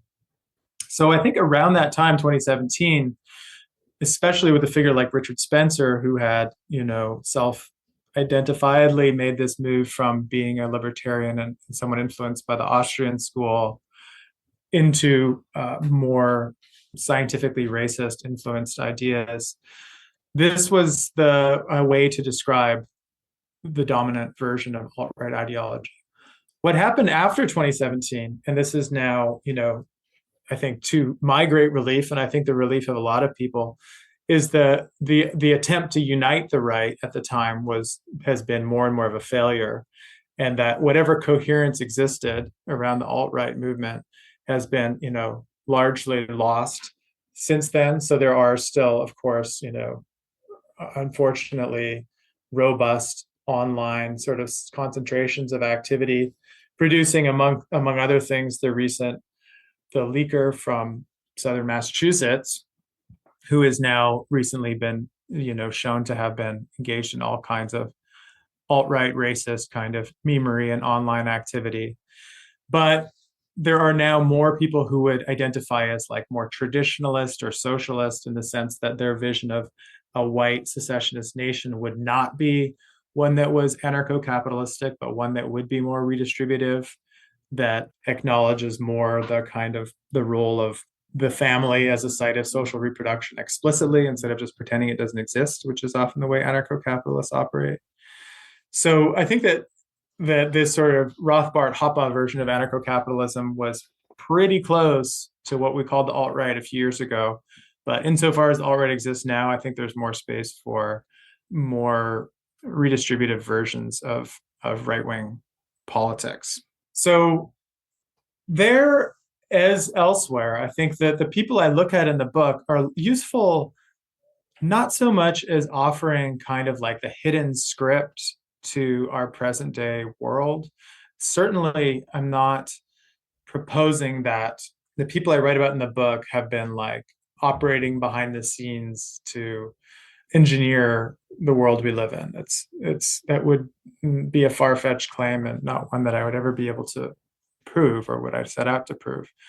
What I think I'm interested in with this group is the way that they kind of manifest some of the most neurotic and pathological features of the world we live in. So I see them in the same way that, Frederick Jameson would say, go read science fiction because it's diagnostic, right? It tells you something about the state of the world that we're currently inhabiting. And so in that sense, I find the elisions that they're able to live with, and the kind of absences of realistic connection to other humans, symptomatic and diagnostic of the fact that we have been collectively producing a reality in which that can feel more and more true.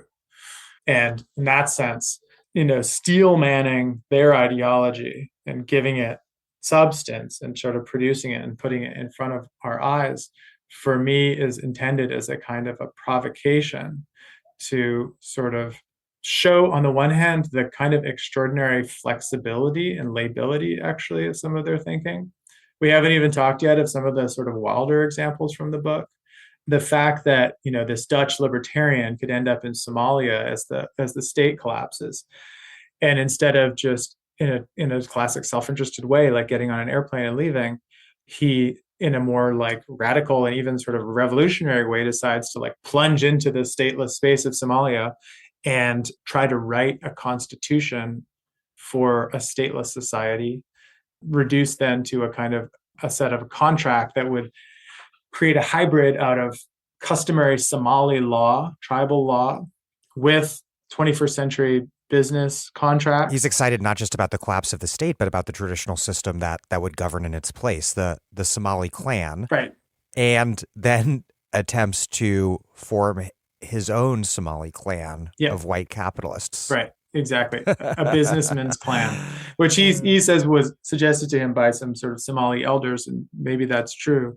But what's interesting is that there's a kind of extreme willingness to experiment and to commit in that case that was also repeated in the wonderful example of Milton Friedman's son and Patri Friedman's father, David Director Friedman, who is a lawyer and also a prominent anarcho-capitalist thinker. And a leading member of Society for Creative Anachronism. Exactly, and a leading medieval recreational reenactor who, among other things, has been performing as this, he probably would balk at the word performing, but he has been sort of partially inhabiting cosplay part of his life. Yeah, LARPing, cosplaying, as an early 12th century Berber poet named Duke Caradoc of the Bow, in whose persona he curses the name of infidels and eats only with his right hand and praises Allah, with the mentioning of the names of true believers and so on and so on. And in the sites of reenactment, the Pensic Wars, which he helped create in northern Pennsylvania as a portmanteau of Pennsylvania and Punic Wars, he created this convention that was called the Enchanted Ground, where you sort of set up a rope, and inside of that space, you have to exist like you're in the Middle Ages, and you cannot bring in any technologies or act in any other way, other than, of course, speaking in languages that sound quite different than they would have been spoken then. But this seemed at first, when I was reading about it, like a sort of just kind of a kooky detail or like a trivial kind of aside. But the more I thought about it, the more I was like, the reason I think I find these anarcho-capitalists compelling is they have that belief that they can kind of LARP a new reality into being, right? Like there is this idea of just like a level of individual commitment and the need to search for kind of ideological purity, which at times, this is the thing, right? I mean, because they are flowing with the zeitgeist towards like ever greater commodification of human life, it can make them feel like they are sort of manifesting it themselves. So Balaji Srinivasan, the venture capitalist and big sort of Bitcoin operator, claims that he and his fellow Bitcoiners kind of LARPed a currency into existence. Of course, anyone who would look objectively at the phenomenon of cryptocurrency would say, first of all, that they have not LARPed a currency into existence because it's not doesn't operate as a currency in any way that you might think about it. What they have LARPed into existence is a Beanie Baby, which is just a trivial object, defined by its scarcity, that in a time of like maximal speculation and kind of investor froth is able to suck in a bunch of people who hope that they'll be able to hold on to the Beanie Baby, just until the right moment, until they can unload it to a sucker who pays a little more for it than they should have. And that's what Bitcoin is. It's not a unit of exchange or account, because they are surfing with good luck in the direction of global capitalism. They get the misperception that they are somehow producing it themselves. So it makes it easier for them to be drawn further and further into this idea that everything that's happening is of their own making, to the point that their grandiosity can become like inflated to the point that Srinivasan said, no, now I'm going to LARP a new country into existence. And I've had people say to me who are, of this persuasion, things like, well, don't you think it would be good just to be able to create like two patches of territory, one where you would organize the world like you might like it, like more socialist or decommodified, and another one that's like ours, like anarcho-capitalist, totally commodified. And my response was not to like engage with a thought experiment, but just to say like, where are these patches of territory? Like the thing about the earth is it's been divided up. Like the only way you're going to get that chance is under the conditions, as you mentioned earlier, of like an authoritarian coup. The world is not a blank slate, especially the kind of move to an online world, but then also just the overhang of that settler colonial ideology is such that this idea of the possibility of sort of finding a blank space on the map continues to persist in ways that are, really, really pernicious. A land without people for a people with capital. I think that the point, of the book was just to, and especially I think it's because it was written in large part in 2020, like during the COVID year, during the year that, American cities were, a lot of them were, filled with larger numbers of people protesting than they had been in ever, decades or ever. The contested election at the end of the year I think, like many other people, was just feeling like extremely unmoored and disoriented and unclear about where exactly we were going.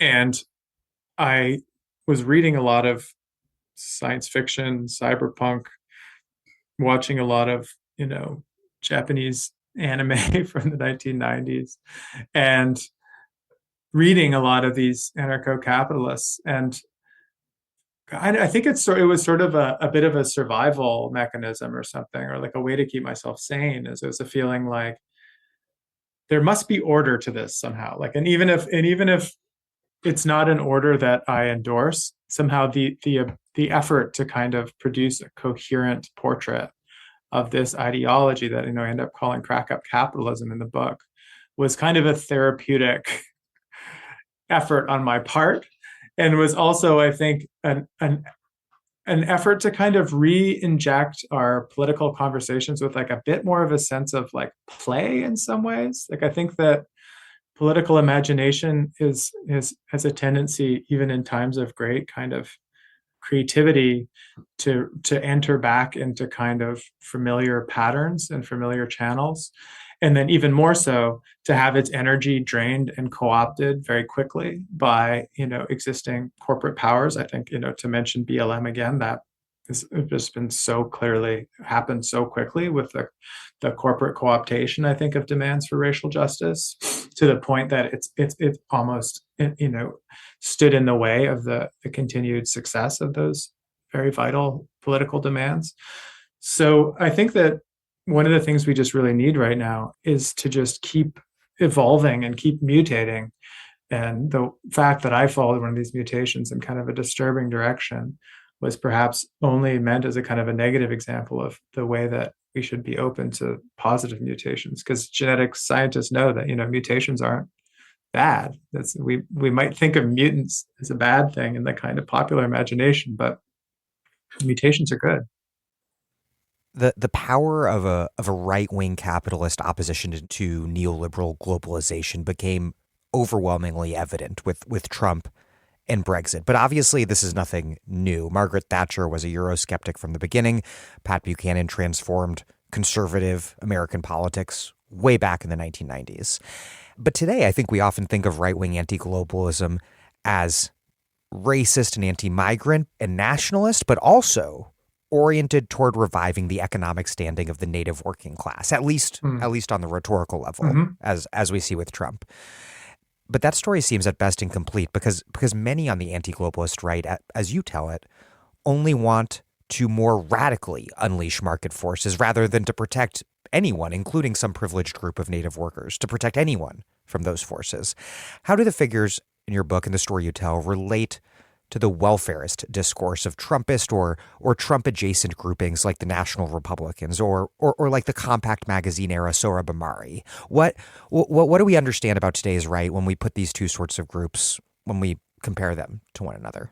Yeah, no, it's a good question. It's actually something that has transformed, I think, even in the course of me writing the book, because one of the reasons why I set off on this topic originally, as I mentioned, was the kind of early Trump moment, early Trump years, when I think that what the nature of the backlash was really being misdescribed a lot. So I think that the idea that the pendulum was swinging is the metaphor that was often used from globalization back towards nationalism, which was often openly described as a kind of like a Polanyian double movement where society sort of protects itself against the disruptions and the kind of disorientations that have been produced by its exposure to larger forces. I feel like Trump, especially, and Brexit as well, was being sort of granted that status, that it was like a kind of, even if people were critical of it, it was being described as a kind of reflex of social self-protection. And Polanyi himself had said sometimes that'll come from the left and sometimes it will come from the right. He was talking about fascism, which was indeed that kind of a withdrawal from global economies, from the global economy. But when I looked at that, just the simple party program and the kind of basic utterances of the advisors inside of the post-Brexit conservatives or the Trump administration, it was just like, are you kidding me? Like, anti-globalization? No, no. Like, yeah, the Brexit campaign, what did run under the campaign slogan of take back control under Dominic Cummings' sort of like momentarily enlightened advice. But the original, you know what the original slogan was go global. Like the exact That's opposite. what they were gonna run on that, put it on like they would have been slain. So yeah, they succeeded, but only because they just completely misrepresented their position and had no sort of conditioning that was going to prepare them for pivoting to a more nationally redistributive, inwardly based industrial policy. I mean, all they've been doing is failing to do that now for the last several years. 7 years it's now been since that actually happened. And the Trump was the same, right? I mean, it's the same Heritage Foundation ghouls, Cato people. All they wanted was new terms for better deals for their domestic capital bosses. And that meant, one kind of international economic law rather than the other. So when I started writing this, I think that was I could make that point very strongly. It was true in Germany and Austria too. Like the Alternative for Germany party was actually more capitalist than the Christian Democrats and so on. Since then, I mean, as with the alt-right, there has been, I think, more of a turn within those parties. So now I think like the role of sort of Viktor Orban, for example, as a kind of model suggests that kind of possibility of combining global capital friendly policies with a more expansionary national welfarism, which has also been successful for, Marine Le Pen. Fratelli Italia party under Meloni is also much less kind of neoliberal in their policies and much more invested in kind of welfare chauvinism or kind of national, redistributionism for a certain kind of citizen. So that I think is now it's a version of right-wing politics that is circulating. The United States is a place where I feel like it keeps on being predicted as being insurgent without ever actually appearing, as far as I can tell. I mean, I don't see the national conservatism of someone like Josh Hawley or Marco Rubio as a real factor, right, politically. I mean, I think we, the kind of pundit class, see its potential in certain ways. And so we keep on expecting it to kind of manifest. But like, where is it? It's nowhere. Where's Hawley? I mean, how many thousands of words have been printed about him for the amount of interest that he actually has from everyday voters? So I think that it's true that kind of in the ongoing mutations, like a J.D. Vance character or even a Blake Masters will kind of disavow their earlier affiliation with the kind of anarcho-capitalism which I'm describing, which, by the way, like Blake Masters was like literally sending around like Hans Hermann Hoppe quotes to his like buddies at Stanford. So he very much came from that. They've decided that it's tactically good to describe libertarianism as bad, describe themselves as being anti-Cato, partially because this is like the Bannonite language, which seems to be more successful. But I will start to believe in kind of welfare chauvinism from the right when I actually see policies being created, designed, and passed that make those kind of realities real rather than just, rhetorical possibilities. Listeners have likely been waiting for us to finally discuss the internet. And it was early on, in terms of mass internet culture, beginning in the late 90s, that you write that anarcho-capitalists honed in on the internet as a tool to advance their authoritarian capitalist project. And a key text was The Sovereign Individual, How to Survive and Thrive During the Collapse of the Welfare State by William Rees-Mogg, who I presume might be the son of the infamous right-wing Tory Jacob Rees-Mogg, but is actually his dad. Yeah. And it's a book that has appealed to really important figures in Silicon Valley: Mark Andreessen, Peter Thiel, and to Andreessen's one-time colleague, who you mentioned earlier, Balaji Srinivasan. And you write that one thing that appealed to anarcho-capitalists and to these Silicon Valley leaders about the book is that it offered an alternative to the so-called commune story of the internet, a story I discussed with Fred Turner a while back, which traces the rise of Silicon Valley from the Back to the Land counterculture of Stuart Brand's Whole Earth catalog through Wired magazine to the present when Fred Turner's book was published. But what sort of alternative story is this? Because the story that Turner tells is also a story about the rise of a certain techno-libertarianism. Are these two different facets of one larger story? And then how does their commitment to that version of the story, how does it help us make sense of the future that they imagine awaits us in a world that they hope will be redefined radically by cryptocurrency and the metaverse? It's a distinction that can be a little bit blurry for sure, but I think that, insofar as Turner wants to bring that story of the kind of the commune transforming over time up to something like Web 2.0, right? Like the way that social media continues to at least rhetorically claim that it's like a new commons, a place that we can all unite and share ideas collectively. The interesting thing about the people I write about is they like never entertain that thought. They are not into the Declaration of Independence of cyberspace. Exactly. When John Perry Barlow was like, your laws don't reach here, man. They were like, oh, no, yeah, they totally do. No, the laws completely reach here. That's what's great about it. Private property is sacrosanct. Yeah. No, they're like, so I call it the property story against the commune story, is they had the insight, which in fact was correct in some ways, that you could at least make certain kinds of ownership even more immune from state interference than sort of traditional terrestrial property. And of course, cryptocurrency is the best example of that, the idea of creating a kind of something on a blockchain that is not located in any given state, but as Bitcoiners themselves, to their great sadness, discover again and again, like the act of mining or even transacting in their currencies can indeed be regulated by terrestrial states. But from the late 90s, the interesting thing about the kind of anarcho-capitalist wing of the crypto libertarian community is that they were trying to figure out the ways that structures of laws and new kind of institutions could be built online in a way that could, evade and elude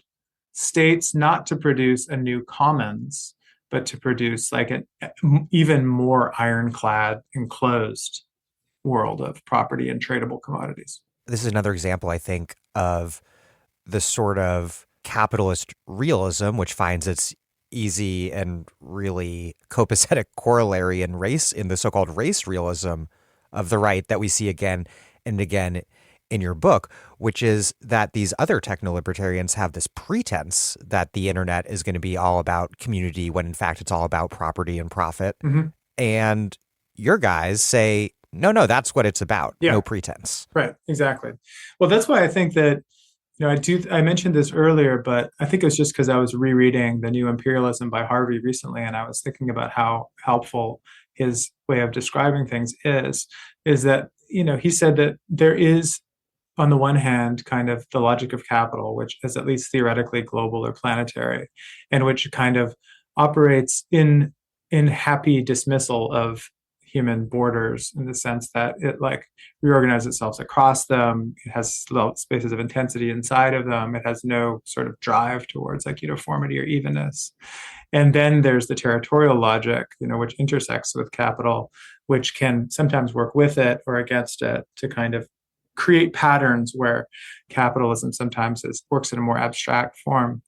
Well, this is, I think, what is interesting about the opening up of the terrain of the internet to the kind of logic of capital is it for some people was like this invigorating thing where they're just like, oh my God, like the territorial logic, which usually we had to kind of outsource to like governments and states, is now something that we're kind of making ourselves. Like we're making our new kind of empires, so to speak, in the relationships between websites or the relationships between blockchain-based currencies. And that is, I think that at its most, if one wants to grant it its most kind of intellectual coherence, there is something that I can understand why would be sort of inspiring for them to think that they have opened up like truly like a second earth on which they can kind of map things out afresh. My favorite example of that is a web service that has divided the entire globe up into kind of like baseball field size quadrants.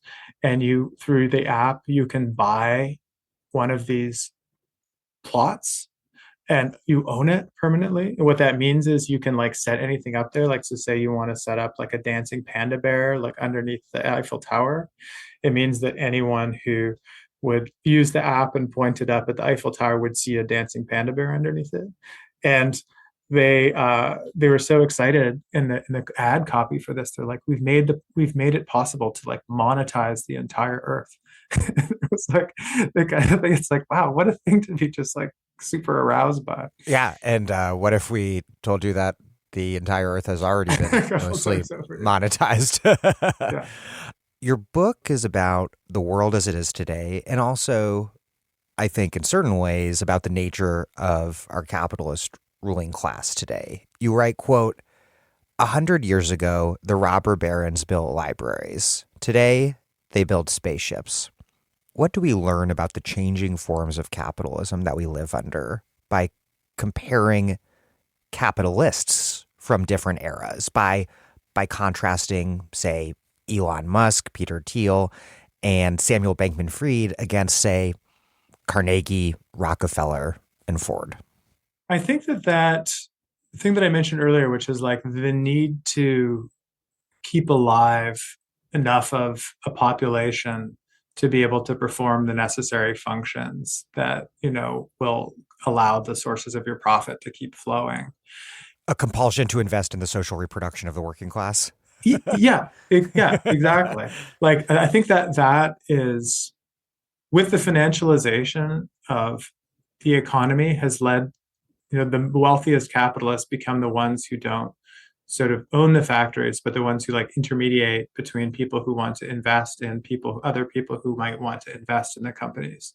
And the kind of asset manager capitalism model that someone like Brett Christophers or Benjamin Brown or Daniela Gabor have been doing such a good job at describing is so indicative of this, right? I mean, the fact that someone like Larry Fink or Ken Griffin, the hedge fund manager, can make as much money when America is in a mode of globalization as they can when they're kind of pivoting towards like a just energy transition, because they just need to stand between, the funder and the investor and the site of investment.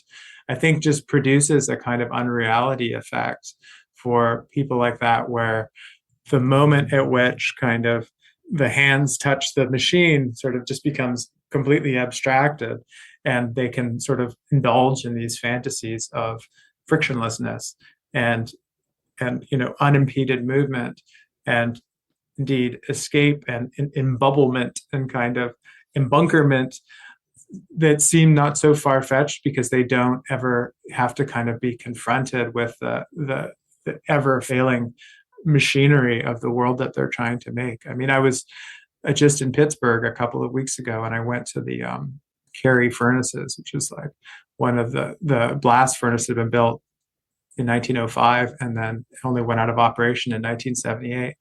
And it's just an extraordinary thing to be. I mean, it's like it's sort of like being at the pyramids or something, right? Because you're looking at this thing, and then the guy's like, and there were 6 of these all the way down the river. And there's like an awesomeness to that, which I struggle to imagine how, like, Mark Zuckerberg, like looking at a visualization of the expansion of the social network or whatever, would just have a completely different idea of what it means to be like a very, very wealthy man in the world.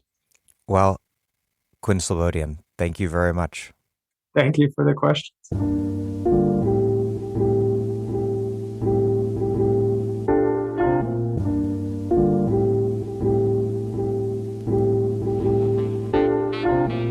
Quinn Slobodian is a professor of the history of ideas at Wellesley College. He's the author of Globalists, The End of Empire and the Birth of Neoliberalism, and, most recently, the book we discussed today, Crack Up Capitalism, Market Radicals and the Dream of a World Without Democracy. Thank you for listening to The Dig from Jacobin Magazine. As Marx once said, after noting that the bourgeoisie has, through its exploitation of the world market, given a cosmopolitan character to production and consumption in every country. While other podcasts have only interpreted the world in various ways, our point is to change it. We're posting new episodes every week. The Dig was produced by Alex Lewis. Our associate producer is Jackson Roach. We're recorded at WBRU in Providence. Music by Jeffrey Brodsky. Our communications coordinators are Tamuz Frankel and Sylvia Atwood. Our senior advisors are Thierry Francos and Ben Mabey. Check out our vast archives at thedigradio.com. Follow us on Twitter at thedigradio, and please find us wherever you get podcasts and subscribe. If it's on iTunes or Spotify or wherever, please rate and review us. Those reviews help introduce us to new listeners.